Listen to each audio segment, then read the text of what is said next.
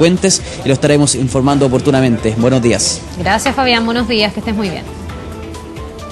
Vamos a otras informaciones y esto le va a importar. La Asociación de ISAPRES de Chile proyecta un colapso del sistema, ya que ha cifrado entre 100.000 y 300.000 personas las que podrían migrar del sistema FONASA a las ISAPRES si es que se concretara realmente la eliminación de la declaración de salud incluida en el proyecto de ley que prepara el gobierno para perfeccionar el sistema asegurador de salud privado. Vamos a hablar sobre este tema. Estamos para eso con Manuel Inostroza, académico del Instituto de Salud Pública de la Universidad Andrés Bello y ex superintendente de salud. Manuel, bienvenido. Muchísimas gracias por estar una vez más con nosotros hablando Encantado de este tema. Una vez más. Este tema que ha estado presente durante todo el año. Yo creo que es obvio y evidente que a todo el mundo le gustaría que la declaración de salud no exista y que a todos nos gustaría que no nos discriminen por haber tenido una preexistencia, por estar enfermos, etcétera, etcétera, etcétera. Dicho eso, me gustaría que bajáramos a la realidad, que tú me contaras si es cierto esta predicción o proyección que hacen las ISAPRES, diciendo que en realidad si hoy día, como está el sistema, se eliminara la declaración de salud, algo que a mucha gente le gustaría, podría haber un colapso entonces del sistema de ISAPRES, porque mucha gente que está en FONASA aprovecharía de irse a las ISAPRES porque ya no habría escollos para poder entrar al sistema.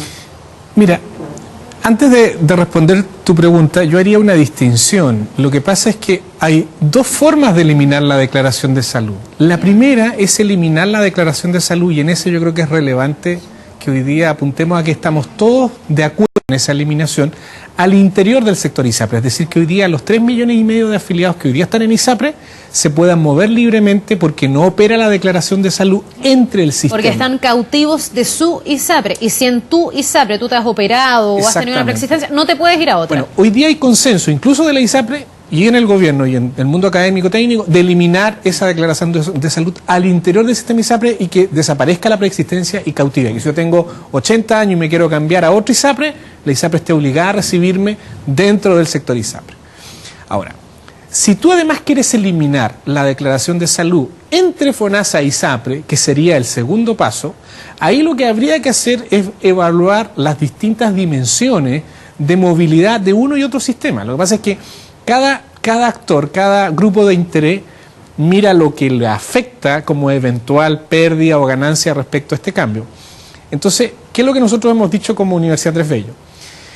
Que hay que ver el efecto de entrada y el efecto de salida, porque si tú eliminas la declaración de salud y elevas mucho el precio del plan, se habla todavía en una idea de proyecto de que el plan va a costar el 7% y hasta 3 primas comunitarias adicionales tú vas a poder cobrar por ISAPRE para vender este plan garantizado. Si estas primas comunitarias son muy altas, puede que hay gente que hoy día tiene sueldos bajos en el sector ISAPRE que no va a poder financiar y que se va a mover sin la restricción que tenía FONASA, o sea, que nunca ha tenido FONASA, de moverse a FONASA, y va a perder afiliados el sector ISAPRE y se van a ir a FONASA porque no van a poder pagar el costo de este plan garantizado con la prima comunitaria. Y al revés, va a haber gente de FONASA que va a decir, oye, chuta, ahora cambiaron la ISAPRE, están mejor, tienen este plan garantizado, yo antes pagaba en FONASA un 7% alto, hay rentas altas en FONASA porque nunca les han gustado la ISAPRE o se cabrearon del sector ISAPRE, y se volverían a un sistema de ISAPRE distinto.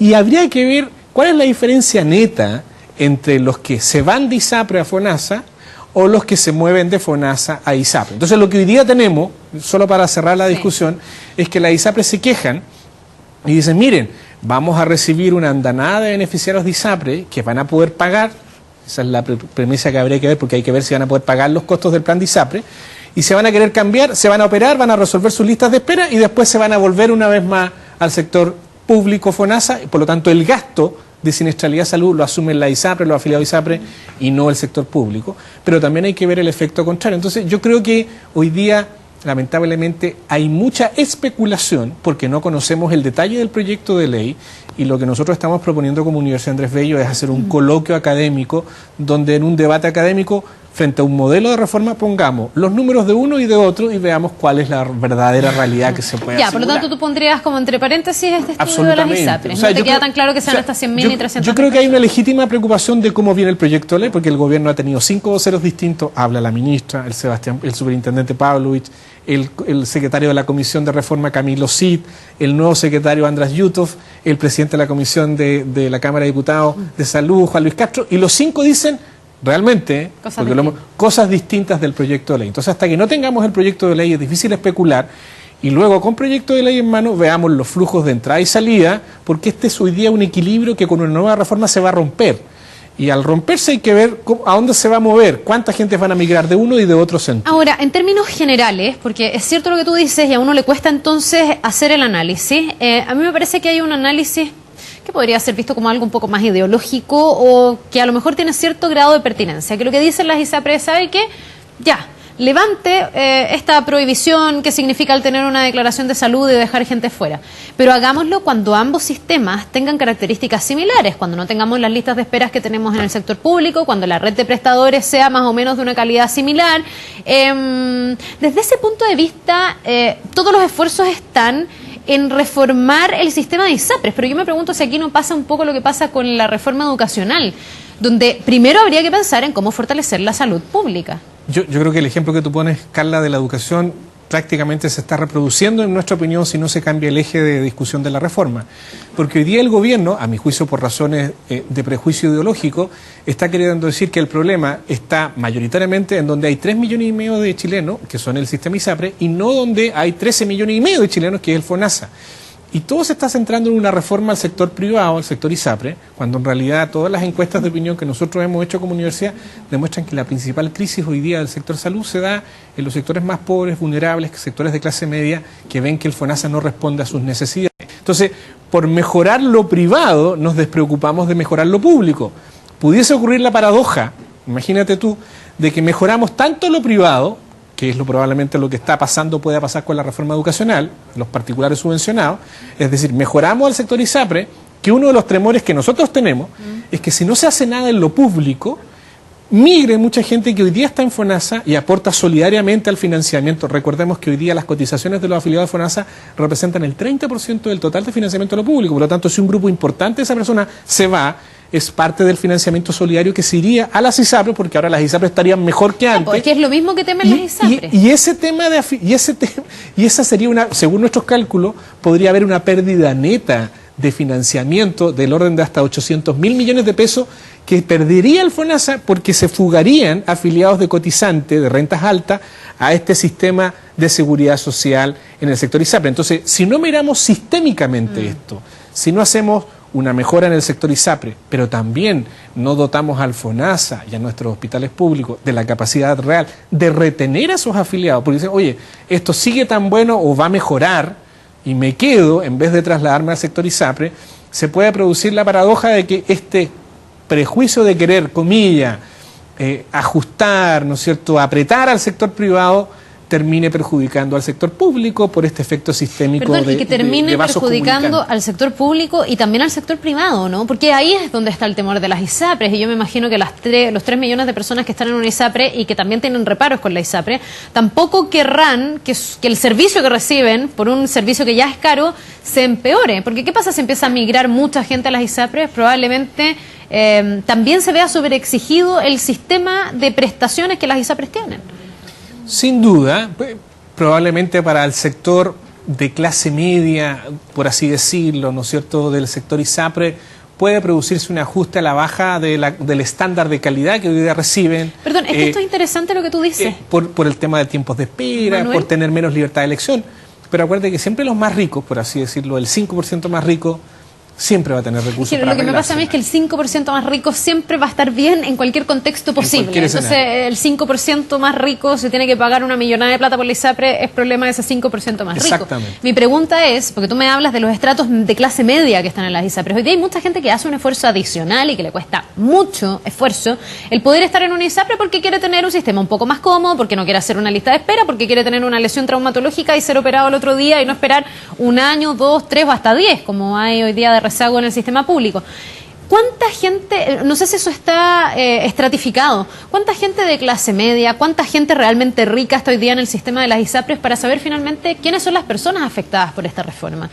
Porque también puede ser que en FONASA tampoco estén solo personas vulnerables, tú recién lo decías, así como en las ISAPRES me imagino, no necesariamente hay gente súper ultra acomodada, ¿o sí? A ver, mira, hoy día el sector ISAPRE representa el 20% de la población, 19, y algo, 20% para redondear de la población nacional.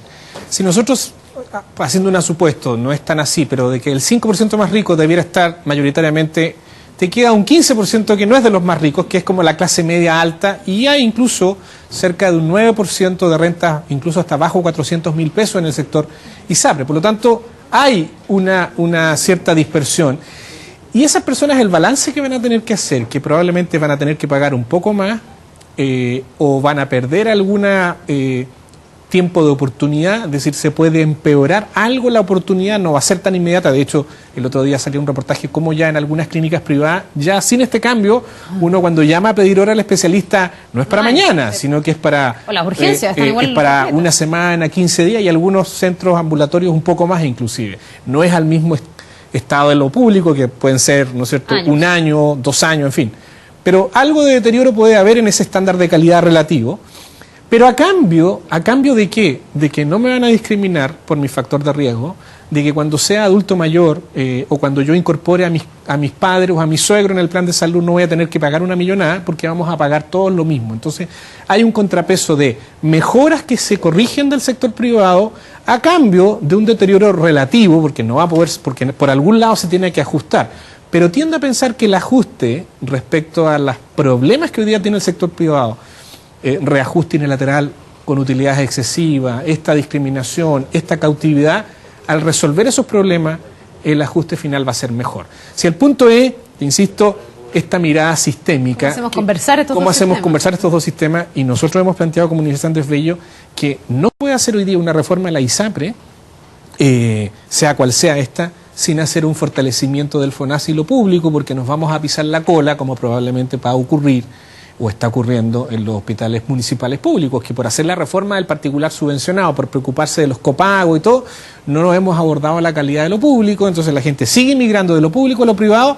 Ahora lo privado que está mejorando, se están haciendo gratuitos, etcétera, más todavía migración y menos deterioro de lo público. Hanuel, para finalizar, se supone que este proyecto debería estar en septiembre. Ya estamos en septiembre. ¿Tú crees que va a estar? Mira, yo hago... ¿Están las condiciones para tener un buen proyecto en septiembre? Yo quiero ser súper responsable a pesar de, tal vez, de lo duro que puedo decir. Mire, si se envía un proyecto de ley ahora en septiembre, el proyecto que se va a enviar va a ser un mamarracho desde el punto de vista técnico, ¿sí?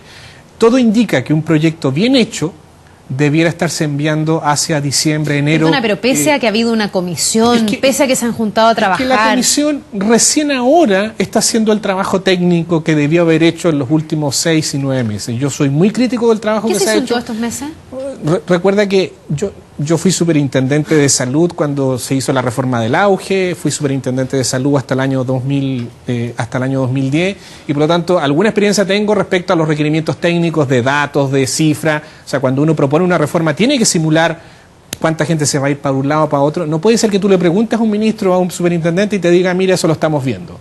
Si eso no está listo y no están los datos a la vista para publicarlo en un seminario, quiere decir que la tarea no se ha hecho.